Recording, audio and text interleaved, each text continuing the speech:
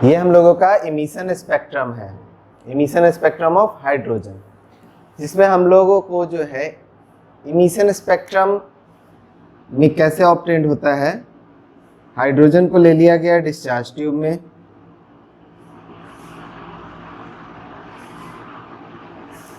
इसको बहुत ज़्यादा हीट किया गया। तो जब हीट किया गया तो ये क्या किया, एनर्जी एब्जॉर्ब करने के बाद एनर्जी रेडिएट करना शुरू किया।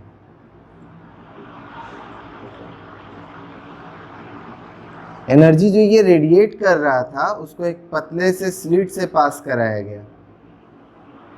जब पतले से स्लिट से पास कराने के बाद इसको प्रिज्म से पास कराया गया, तो जो स्पेक्ट्रम मिला वो है हमारा हाइड्रोजन का इमिशन स्पेक्ट्रम। यहां, यहां और यहां ये तीनों पार्ट क्या है, डार्क है, उस पर हमारा जो है ये लाइट चमक रहा है, अपने अपने कलर के हिसाब से चमक रहा है। और ये जो चमकने वाला स्पेक्ट्रम हम लोगों को मिला, ये हम लोगों का हुआ इमिशन स्पेक्ट्रम ऑफ हाइड्रोजन। तो यहाँ से यहाँ तक पूरा जो स्क्रीन है, इस स्क्रीन पर हम लोगों को इस तरह के लाइट और डार्क जो है लाइंस मिले।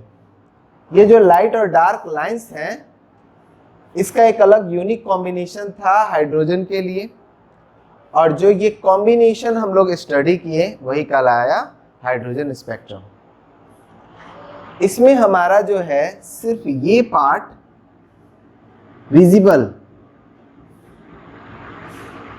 विजिबल लाइट का ये पार्ट रहा, यानी कि ये नॉर्मल आइज से ये हमारे लिए विजिबल था। यानी कि यहाँ जो हमारा विब्ग्योर बनता है, इस दौरान हम लोगों को ऐसे जो है लाइंस मिले, जिसमें कुछ इस तरह के लाइंस और डार्क लाइंस।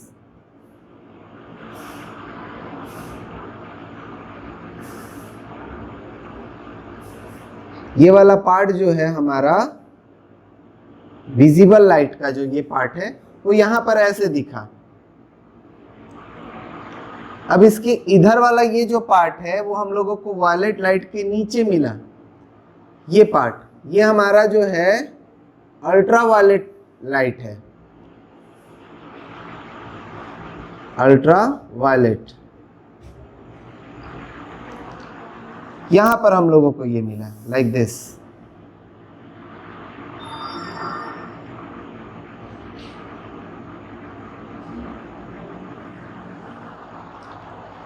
फिर ये सारे जो पार्ट हैं ये इंफ्रारेड, रेड के ऊपर ये हमारा इंफ्रारेड रहा, इंफ्रारेड स्पेक्ट्रम पार्ट था यहां पर। तो हाइड्रोजन स्पेक्ट्रम में हम लोगों का अल्ट्रावायलेट, विजिबल और इंफ्रारेड पार्ट यहां पर ऑब्जर्व हुआ। अब इस स्पेक्ट्रम को जो है अलग अलग साइंटिस्ट ने सर्च किया, या यूं कहो डिस्कवर किया, इसलिए उनके बेसिस पर इसको नाम दिया गया। जो विजिबल था वो तो आसानी से मिल गया, फर्स्ट वन वही रहा, ये हमारा बामर सीरीज कहा गया।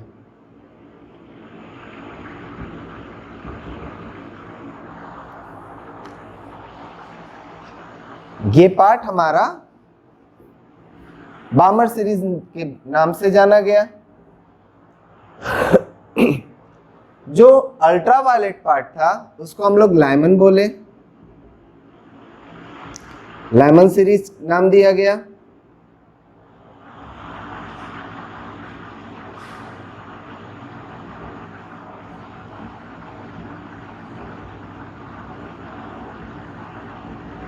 पास्टन सीरीज,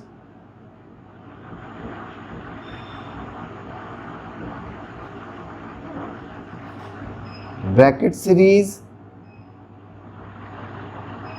इसको पीफंड सीरीज।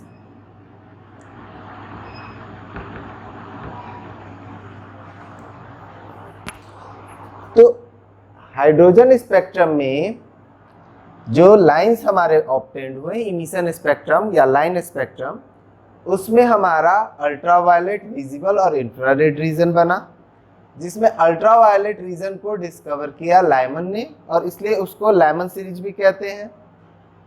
ये विजिबल था, इसको बामर सीरीज कहते हैं, इसको पैस्टन सीरीज, इसको ये ब्रैकेट सीरीज और इसको पीफर्ड सीरीज। सो इस लाइंस को एक्सप्लेन करने के लिए क्या कॉन्सेप्ट लिया गया कि आखिर ये लाइंस कैसे बने, जबकि हमारे पास जो है हाइड्रोजन एटम के अंदर सिर्फ एक ही न्यूक्लियस है जिसमें एक प्रोटॉन है और एक ही इलेक्ट्रॉन है जो इसके चारों तरफ चक्कर लगाया जाए। तो कहा गया कि जब भी हाइड्रोजन गैस को हीट किया गया तो उसके इलेक्ट्रॉन्स एनर्जी गेन करेंगे, और जब इलेक्ट्रॉन्स एनर्जी गेन करेंगे तो हर इलेक्ट्रॉन अलग अलग तरह का एनर्जी गेन करेगा। मतलब कि जरूरी नहीं है कि सबको एक ही वेवलेंथ मिले। लाइट का कोई वेवलेंथ, इसको इस इलेक्ट्रॉन को मान लेते हैं कि अल्ट्रावायलेट रीजन से इसने लाइट एब्जॉर्ब कर लिया, तो ये अल्ट्रावायलेट रीजन तक जाएगा। अगर दूसरे एटम का इलेक्ट्रॉन विजिबल रेंज का लाइट एब्जॉर्ब कर लिया तो विजिबल रेंज तक जाएगा, उसका एनर्जाइज होगा। अगर कोई एटम का इलेक्ट्रॉन इंफ्रारेड रीजन का कोई लाइट एब्जॉर्ब कर लिया तो वो इंफ्रारेड रीजन में जो है चला जाएगा। अब अल्ट्रावायलेट, इंफ्रारेड, ये सब रीजन बना कैसे वो समझना है। तो कहा गया कि जो न्यूक्लियस है उसके पास कई सारे ऑर्बिट्स हैं। ऑर्बिट्स क्या है? ये दूरी है, न्यूक्लियस से दूरी। न्यूक्लियस से जो कुछ खास दूरी पर होगा वो पहला ऑर्बिट, उसके बाद वाला दूरी जो आएगा दूसरा ऑर्बिट, उसके बाद वाला दूरी तीसरा ऑर्बिट, चौथा ऑर्बिट, पांचवा ऑर्बिट, इस तरह करके दूरी के हिसाब से बताया गया कि एक रीजन तैयार होगा।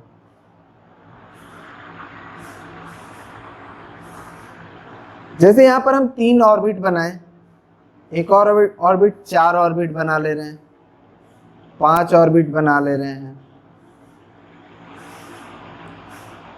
हम लोग जब लाइट स्पेक्ट्रम पढ़े थे उसमें हम लोगों को क्या पता चला था कि अल्ट्रावायलेट जो होता है उसमें एनर्जी विजिबल वाले से ज़्यादा होता है और इंफ्रारेड वाले में विजिबल से कम होता है। यानी इन सब में सबसे ज़्यादा एनर्जी इसका, उसके बाद विजिबल लाइट का, फिर उसके बाद इंफ्रारेड का।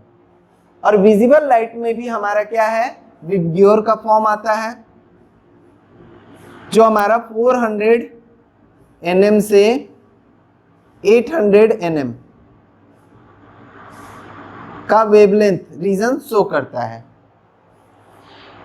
तो जब लाइट इस पर फॉल किया, यानी इसको हम जब एनर्जाइज्ड किए, तो हमको ये कंसीडर करना है this is a group of hydrogen atom.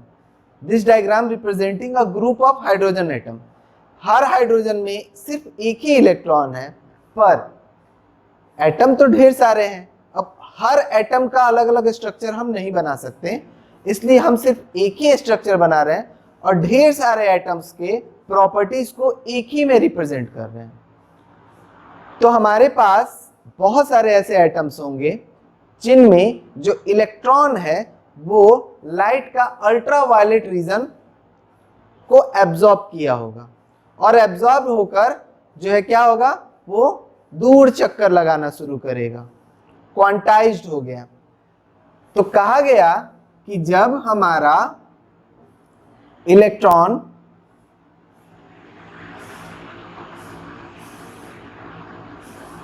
ढेर सारा ऑर्बिट बना दिए, जब हमारा इलेक्ट्रॉन ऑल पॉसिबल ऑर्बिट से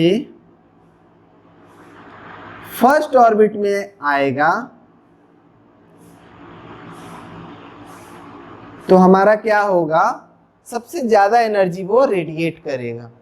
तो ज्यादा एनर्जी का मतलब अल्ट्रावायलेट लाइट।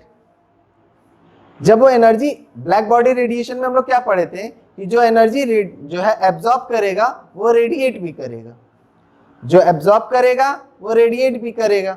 तो हाइड्रोजन के बहुत सारे एटम्स जिन्होंने एनर्जी को एब्जॉर्ब किया है, तो जब वो रेडिएट कर रहे हैं तो अपना सबसे मैक्सिमम एनर्जी जब वो रेडिएट करेंगे तो क्या होगा, इलेक्ट्रॉन हायर ऑर्बिट से लोअर ऑर्बिट में आ जाएगा।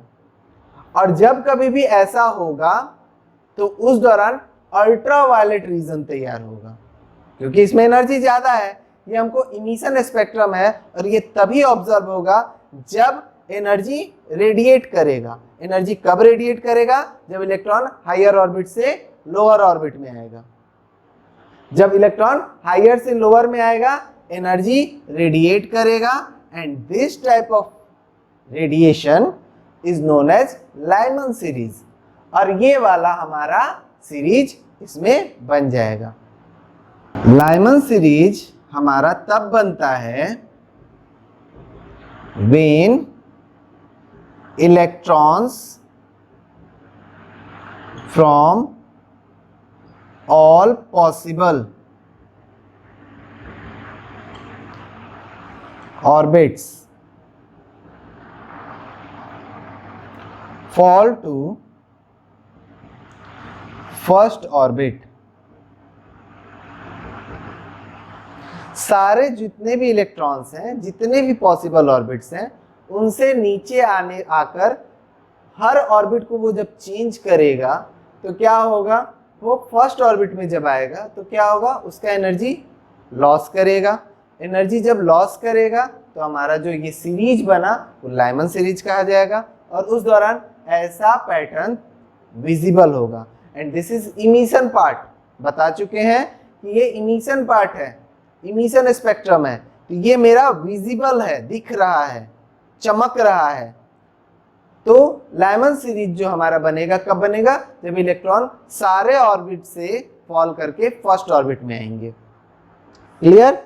फर्स्ट ऑर्बिट का मतलब हमारा हो गया कि N1 जो है वो फर्स्ट एंड N2 क्या हो जाएगा, हमारा second orbit, third orbit, fourth orbit and so on infinity. Infinite orbit से फॉल करके फर्स्ट ऑर्बिट में आना, सारे ऑर्बिट से फॉल करके फर्स्ट ऑर्बिट में आना, ये हमारा लाइमन सीरीज बनाता है। इस दौरान सबसे ज्यादा एनर्जी लॉस होगा और इसलिए अल्ट्रावायलेट रीजन तैयार होता है। लाइमन सीरीज के लिए हमारा जो वेवलेंथ आएगा वो लिखना है क्या, लेस देन 400 nm। हमारा 400 जो होता है वो वायलेट का होता है, इससे इधर कम होना चाहिए वेवलेंथ। अल्ट्रावायलेट का वेवलेंथ हमारा वायलेट से कम होता है, इसलिए हमारा जो भी 400 nm से कम वेवलेंथ होगा वो हमारा लाइमन सीरीज के अंदर आएगा। नेक्स्ट हमारा है बामर सीरीज।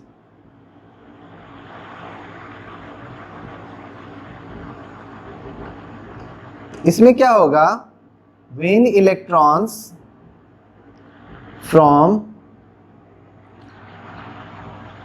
jumps from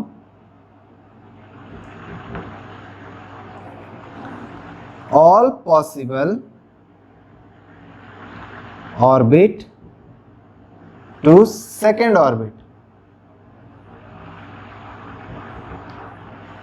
होगा क्या, सारे ऑर्बिट से ये जंप करके सेकेंड ऑर्बिट में आएंगे, तभी एनर्जी डिफरेंस दिखेगा, क्योंकि यहां गैप दिख रहा है।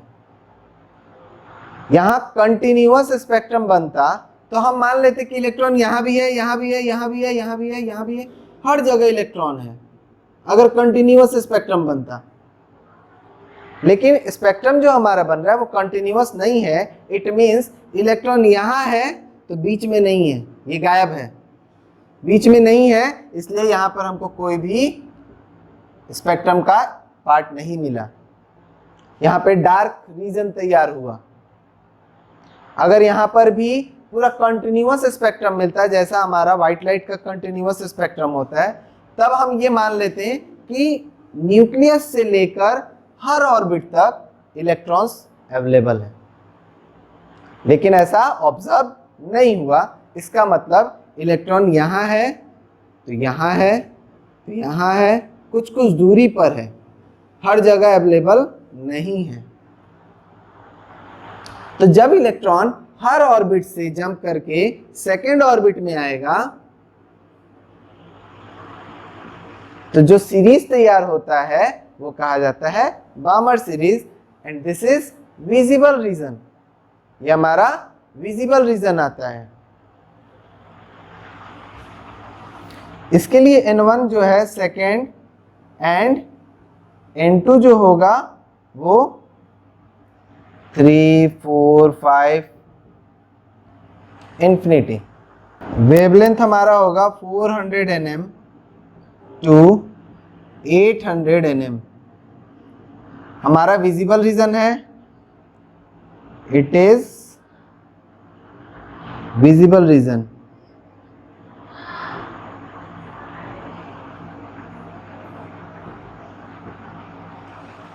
जो नेक्स्ट रीजन हमारा बामर सीरीज के बाद आता है वो पास्चन सीरीज है। पास्चन सीरीज में क्या होगा, इलेक्ट्रॉन जंप करेगा ऑल पॉसिबल ऑर्बिट से थर्ड ऑर्बिट में।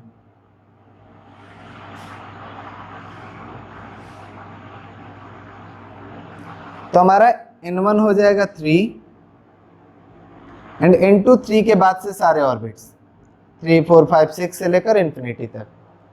इसका वेवलेंथ हम क्या कहेंगे, इंफ्रारेड है, तो जाहिर सी बात है 800 से मोर देन 800 nm,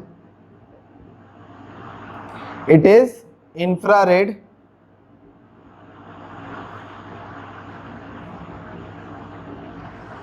इंफ्रारेड रीजन, इसमें क्या होगा, हमारा सारे ऑर्बिट से जंप करेगा और थर्ड ऑर्बिट में आएगा।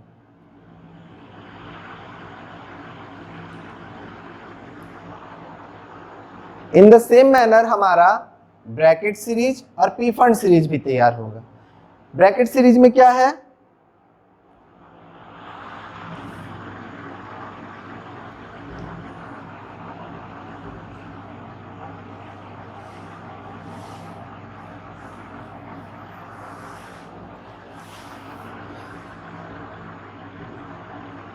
ब्रैकेट सीरीज में इलेक्ट्रॉन जंप करेगा ऑल पॉसिबल ऑर्बिट से फोर्थ ऑर्बिट में।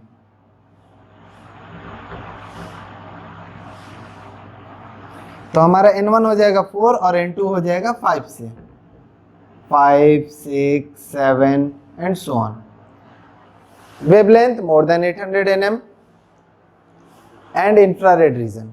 हमारा क्या होगा, फोर्थ ऑर्बिट में जंप करेगा सारे possible orbit, like this.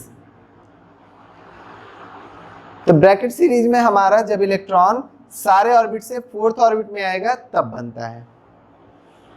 Next हमारा last P fund series. P fund series में हमारा क्या होगा, फिफ्थ ऑर्बिट हो जाएगा।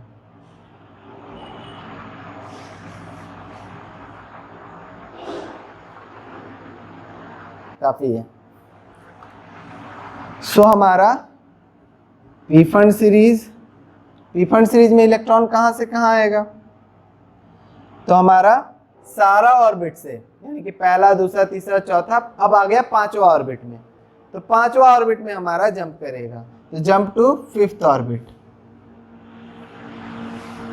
और 6 से हमारा सारा ऑर्बिट हो जाएगा। N2 का वैल्यू, वेवलेंथ वैसे ही 800 nm करो।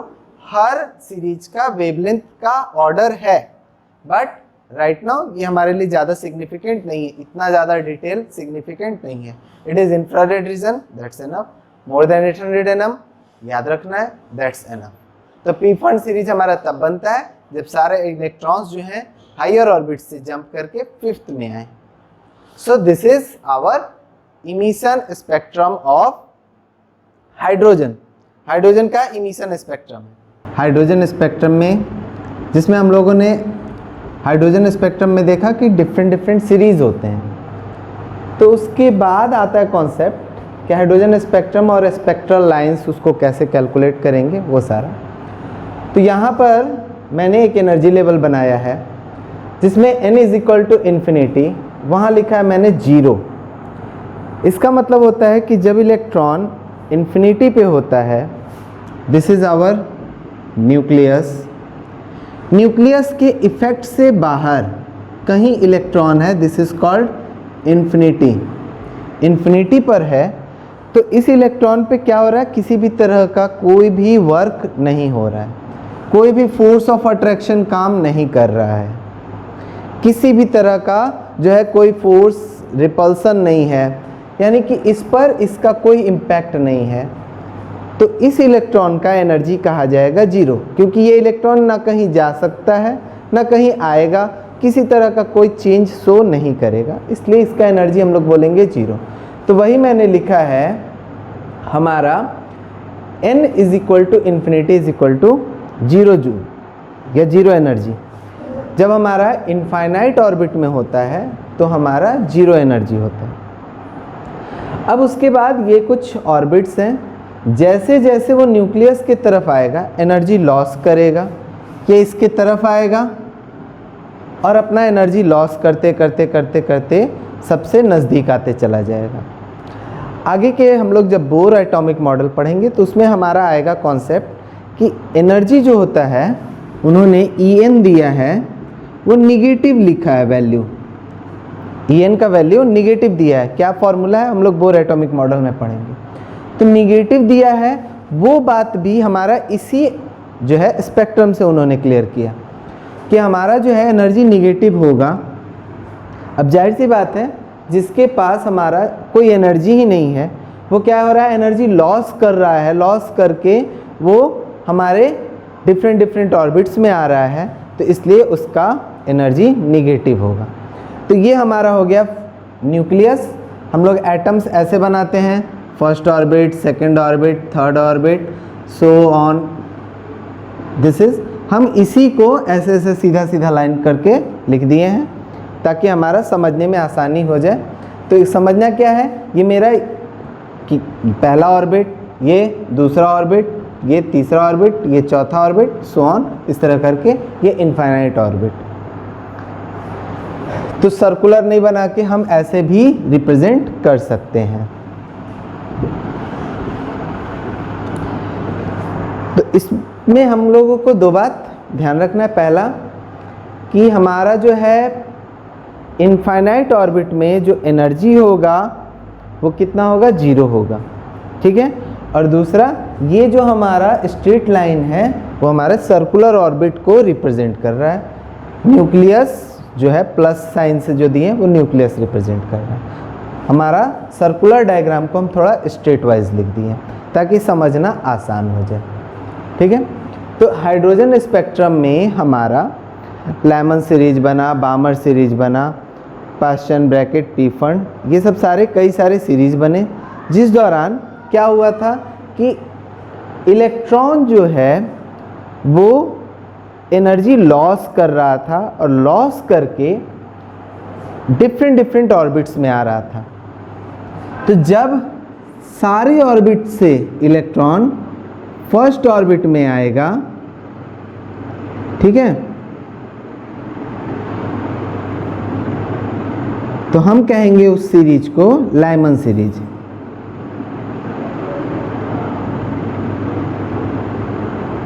लाइक दिस, ऐसे भी रिप्रेजेंटेशन होता है, स्ट्रेट लाइन से ऐसे भी हम लोग दिखा सकते हैं।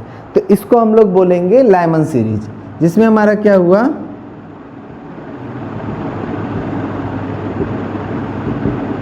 इलेक्ट्रॉन सारे ऑर्बिट से फर्स्ट ऑर्बिट में आएगा। वहीं अगर हमारा लेट्स से इस इनफाइनाइट ऑर्बिट को हटा देते हैं और हम लोग सिर्फ कैलकुलेशन करते हैं यहाँ से,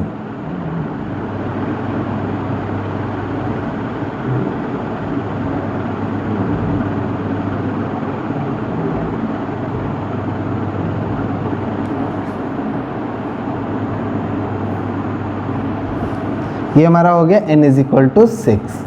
इनफाइनाइट से आएगा बट हम लोग कैलकुलेट करते हैं, जो भी ऑर्बिट हमारा है मैक्सिमम ऑर्बिट वो हम 6th ऑर्बिट मानते हैं, ठीक है।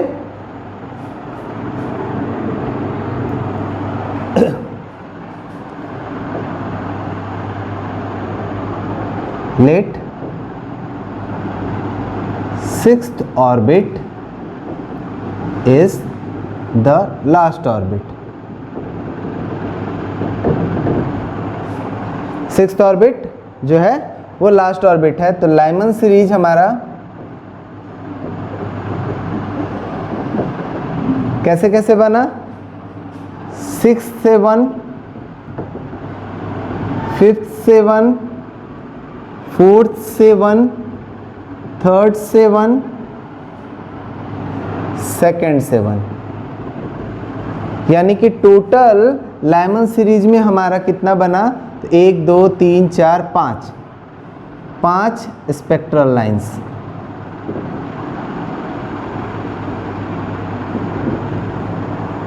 तो लाइमन सीरीज में कितने स्पेक्ट्रल लाइंस होंगे वो ऑर्बिट के ऊपर हमारा डिपेंड करता है। ऑर्बिट के हिसाब से हम डिसाइड कर सकते हैं।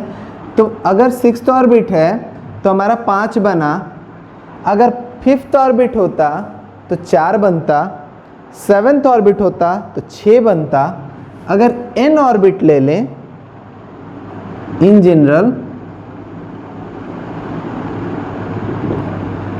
जनरल हमारा क्या आएगा, जितने ऑर्बिट होंगे उसमें से एक कम, n2 minus 1। what is n2? n2 is the last orbit। n2 minus 1 मेरा जो है लाइमन सीरीज में होगा। यानी कि हम लोग इसमें जो ऐसे ऐसे लाइंस बनाए थे,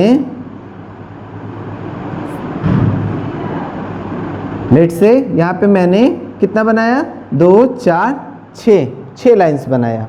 अगर 6 लाइंस बनाए हैं तो इसका मतलब हमारा जो इलेक्ट्रॉन जो जंप किया है वो मैक्सिमम 7th ऑर्बिट तक जंप किया है। 7th ऑर्बिट तक जंप किया, इसलिए हमारा जो है इसमें 6 स्पेक्ट्रल लाइंस बने। अगर हमारा केवल 6th ऑर्बिट तक जंप करेगा तो 5 स्पेक्ट्रल लाइंस का मतलब हो गया 1 2 3 4 5 स्पेक्ट्रल लाइंस बनेगा। ऐसा ऑब्जर्वेशन होता, ठीक है। तो हमारा लाइमन सीरीज का मतलब यही हुआ कि सारे जो मैक्सिमम ऑर्बिट है उससे फर्स्ट ऑर्बिट में अगर आ रहा है इलेक्ट्रॉन तो उस दौरान वो एनर्जी रेडिएट करता है, उसके वजह से स्पेक्ट्रल लाइंस बनते हैं। एंड दैट स्पेक्ट्रल लाइंस का जो नंबर होता है वो n2 minus 1, where n2 is the last orbit. n2 हमारा लास्ट ऑर्बिट होता है। और इसमें ये स्पेक्ट्रल लाइंस हमारा कैसे काउंट होगा, तो ये मेरा स्पेक्ट्रल लाइंस है, वो इस फॉर्मूला से n2 minus 1 से काउंट हो जाएगा, जिससे हमको पता चल जाएगा कि लाइमन सीरीज में इतने लाइंस बनेंगे। लाइमन सीरीज के बाद सेम बामर सीरीज।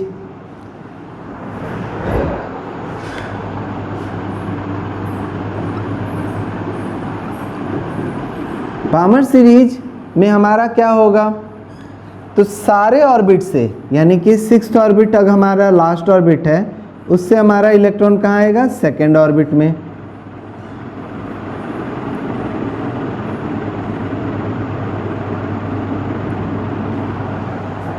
तो ये हमारा हो गया last orbit, 6th orbit, 6th orbit से 2nd ऑर्बिट, 5th ऑर्बिट से 2nd ऑर्बिट, 4th से 2nd, 3rd से 2nd। तो बामर सीरीज इस केस में क्या आ रहा है, 6th से 2nd, 5th से 2nd, 4th से 2nd, 3rd से 2nd। टोटल बना 4 स्पेक्ट्रल लाइंस।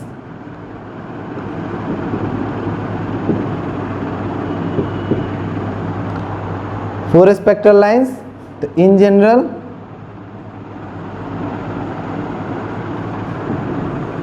जितना होगा उसमें 2 minus. This is बामर series. In the same manner हम लोग क्या कर सकते हैं, पैशन, ब्रैकेट, पी फंड सबका बना सकते हैं।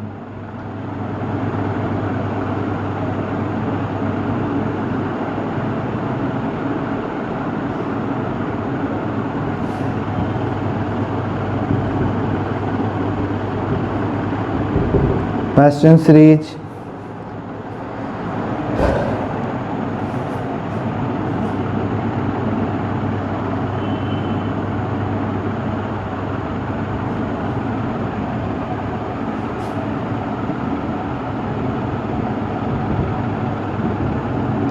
Beckett series, and this is P fund series.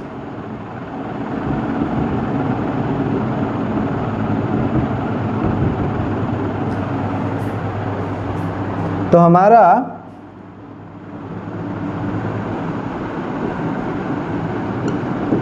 Passion series, Beckett series, P fund series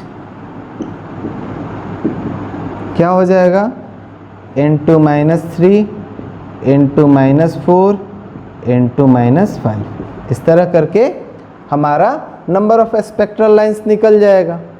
अगर पूछेगा क्वेश्चन तुम्हारा कि हमारा कोई ये ऑर्बिट तक इलेक्ट्रॉन जंप किया, देन फाइंड आउट कि हमारा बामर सीरीज में कितने स्पेक्ट्रल लाइंस होंगे, तो जितने ऑर्बिट तक जंप करेगा, ये हो गया लास्ट ऑर्बिट, उसमें से 2 माइनस कर देंगे। बामर सीरीज मेरा सेकंड सीरीज है तो 2 माइनस करेंगे। लाइमन सीरीज मेरा फर्स्ट सीरीज है तो 1 माइनस करेंगे। पैशन सीरीज मेरा थर्ड सीरीज है इसलिए हम 3 माइनस करेंगे। ब्रैकेट सीरीज मेरा फोर्थ है इसलिए 4 माइनस करेंगे। पी फंड सीरीज फिफ्थ है तो 5 माइनस करेंगे। इस तरह जिस सीरीज में भी स्पेक्ट्रल लाइंस का नंबर निकालना होगा हम इस रूल से निकाल सकते हैं।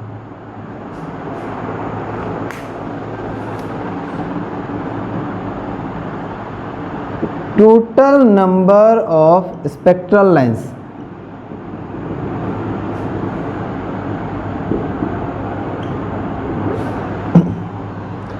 स्पेक्ट्रल लाइंस में टोटल नंबर हम लोग देखते हैं, ठीक है। एग्जाम्पल पहले ले लेते हैं ताकि समझना आसान हो जाए। 4 6th orbit, 6th orbit be the last orbit. 6th orbit जो है वो मेरा लास्ट ऑर्बिट था, जो हम लोग यहाँ पे केस लिए एग्जाम्पल के रूप में। तो 6th ऑर्बिट मेरा लास्ट ऑर्बिट है, तो कितने स्पेक्ट्रल लाइंस बने, तो पहले वाले में 5 बना, लाइमन सीरीज में 5, बामर सीरीज में 4 3 2 1, इतने स्पेक्ट्रल लाइंस बने। अब इतने स्पेक्ट्रल लाइंस में हमारा सम कर दिए, 15 आ गया। लेकिन अब इन जनरल हमारा देखना होगा, तो क्या हम लोग फॉर्मूला यूज करेंगे,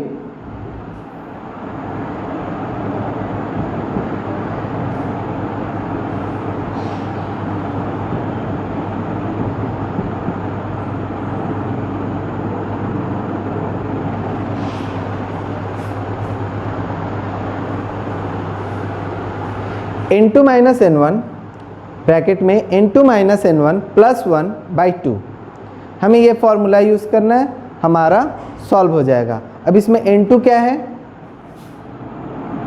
n2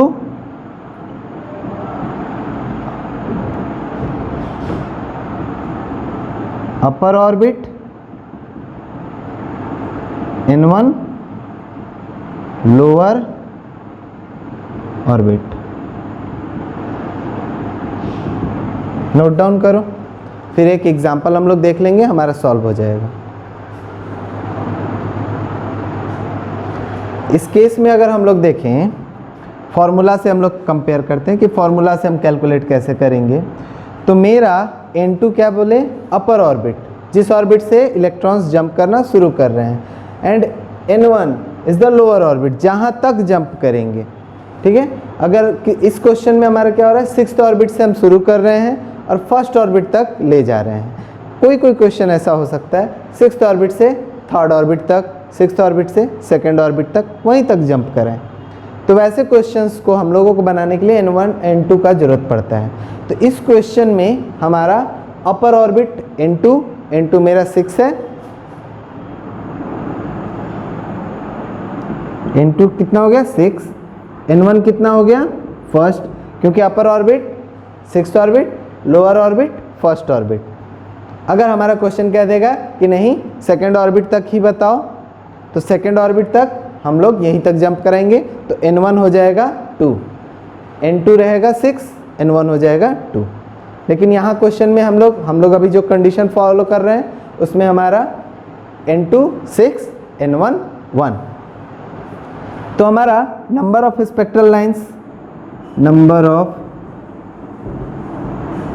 स्पेक्ट्रल लाइंस का फॉर्मूला ये है, तो 6 minus 1 6 minus 1 6 minus 1 plus 1 by 2, तो हो गया 5 इंटू 3 15 लाइन्स।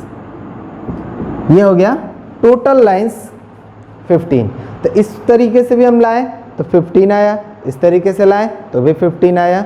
फॉर्मूला याद रहा तो ठीक, नहीं याद रहा तो इसमें बहुत ज़्यादा कैलकुलेशन तो है नहीं, तुम इस पैटर्न पे कैलकुलेट कर सकते हो। अच्छा, सिक्स्थ ऑर्बिट से शुरू किया है तो 5 4 3 2 1 करके कैलकुलेट कर सकते हैं।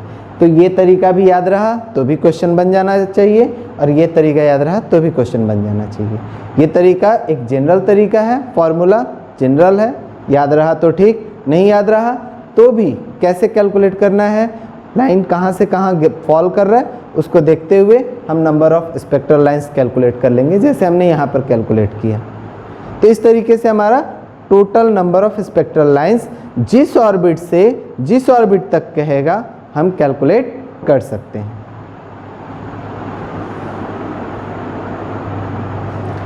हाइड्रोजन स्पेक्ट्रम में स्पेक्ट्रल लाइंस के बाद हमारा जो एक कॉन्सेप्ट आता है वो है रेडबर्ग इक्वेशन। रेडबर्ग इक्वेशन जो है वो बताता है कि जो भी स्पेक्ट्रल लाइंस हैं उनका वेवलेंथ क्या होगा, और उस वेवलेंथ से हम पता लगा सकते हैं कि उसका रीज़न क्या होगा, वो किस रीज़न यानी कि अल्ट्रावायलेट या विजिबल लाइट या इंफ्रारेड, इसमें किस में फॉल करेंगे, ये सब सारी जानकारी मिल सकती है।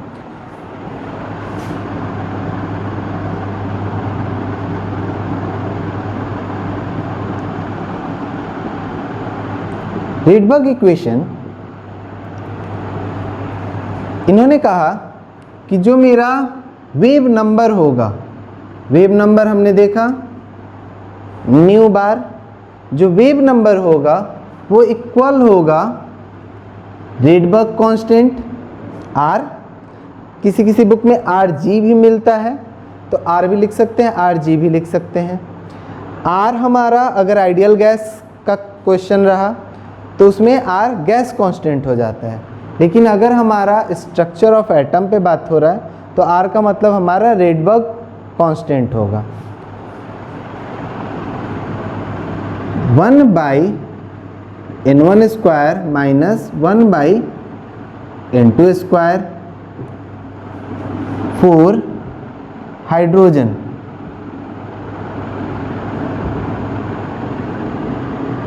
हाइड्रोजन एटम अगर है तो उसके लिए इन्होंने ये इक्वेशन दिया, जहाँ पर ये मेरा न्यू बार वेव नंबर है, आर रेडबर्ग कांस्टेंट है जिसका वैल्यू होता है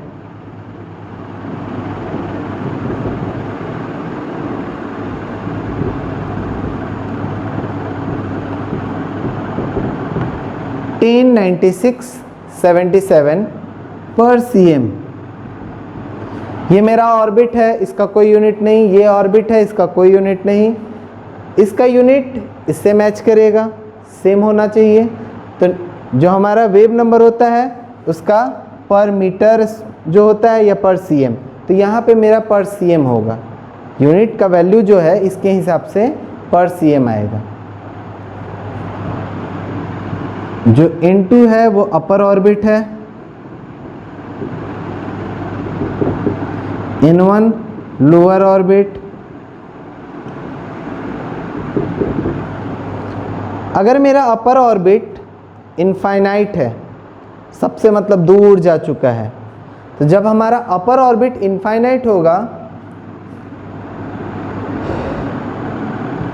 इफ n2 जो होगा वो इनफाइनाइट होगा, तो 1/n2 को क्या लिखना है, 0 लिखना है, क्योंकि 1/इंफिनिटी हम करेंगे तो 0 आना चाहिए।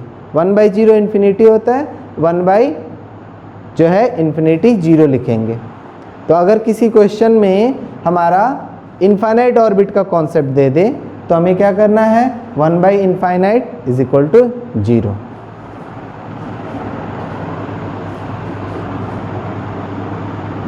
इन जनरल का मतलब हो गया hydrogen like species. Hydrogen spectrum के बाद हीलियम प्लस का स्पेक्ट्रम पढ़ा गया, लिथियम डबल प्लस का स्पेक्ट्रम रीड किया गया, यानी कि ऐसे जो हाइड्रोजन से मिलते जुलते मोनो इलेक्ट्रॉनिक स्पीसीज थे, सिर्फ उनका स्टडी किया गया। यानी हाइड्रोजन का जो है स्पेक्ट्रम अच्छे से स्टडी होने के बाद उससे जो इन्फॉर्मेशन मिला, कोशिश किया गया कि हमारा जो है दूसरे पर जो है वो नियम लग रहा है नहीं लग रहा है, वो ऑब्जर्वेशन लग रहा है नहीं लग रहा है, ये चेक किया जाए। तो जब ऐसा देखा गया तो इन जनरल जो है इसी को फिर आगे बढ़ाया गया, तो आया nu bar is equal to R 1/n1² minus 1/n2² into z²।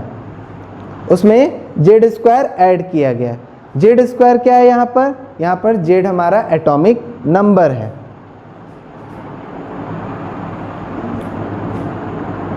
For all hydrogen like species, जैसे helium plus, lithium double plus, so on. Z क्या है मेरा, एटॉमिक नंबर। अगर क्वेश्चन हीलियम पे दे देगा तो जेड की जगह पर हमें 2 रख देना है, 2 का स्क्वायर। लिथियम दे देगा तो हमें क्या करना है, जेड की जगह पर 3 रख देना है, 3 का स्क्वायर कर देना है, हमारा ये कैलकुलेट हो जाएगा।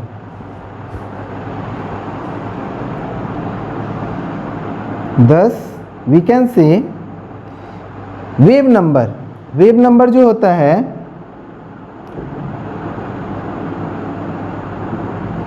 वो 1/λ के बराबर होता है। तो 1/λ is equal to R 1/n1² minus 1/n2² z²। This one will be the most generalised form.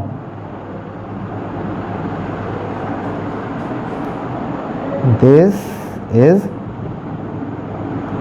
general Rydberg equation.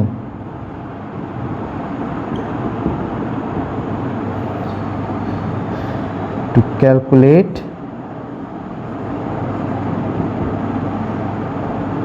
wave number or wavelength.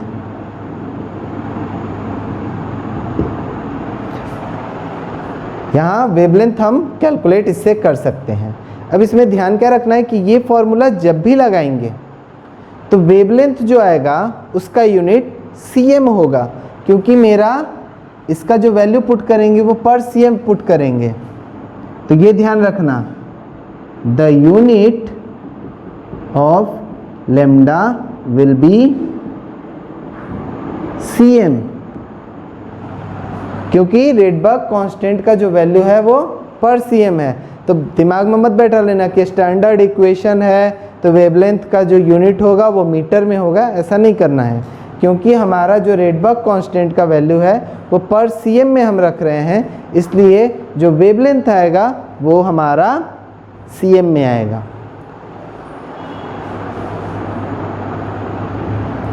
इसमें हमारा जो रेडबर्ग कांस्टेंट का वैल्यू है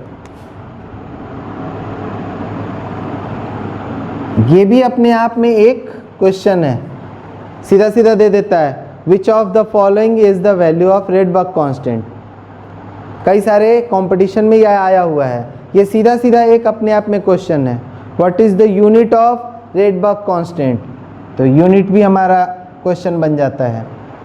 या कई सारे क्वेश्चंस को एक में मिलाने के लिए भी ये यूज़ होता है, मैच द फॉलोइंग टाइप दे देगा या which of the following statement is not correct. तो सिर्फ इतना याद रखोगे कि 10, 96, 77 यहाँ यूनिट भूल जाओगे तो तो भी गड़बड़ है, मीटर दे देगा, सेंटीमीटर दे देगा, तो इस तरह कंफ्यूज कर सकता है। अगर हमारा रेडबर्ग कांस्टेंट देगा, क्वेश्चन अगर देगा रेडबर्ग कांस्टेंट, तुमने याद कर लिया 1096/77, तुम्हारे ऑप्शन में अगर थोड़ा बहुत कम बेसी आ रहा है और डिफरेंस 4 ऑप्शन है, चारों का डिफरेंस ज़्यादा है, तो द नियरेस्ट वन, इसके नियरेस्ट वन हमारा आंसर होगा। एग्जैक्टली ये सोच रहे होगे कि यही एग्जैक्ट आंसर होगा, तो इसको दिमाग में मत बैठाना कि एग्जैक्ट इसी को आंसर कहेंगे। हमारा जो है इसके नियरेस्ट भी अगर कोई ऑप्शन होगा तो वो आंसर हो जाएगा, बट अगर ये आंसर है, ऑप्शन में है, तो यही आंसर करेंगे। अगर ये ऑप्शन में नहीं है, इसके नियरेस्ट वन हम सेलेक्ट कर लेंगे।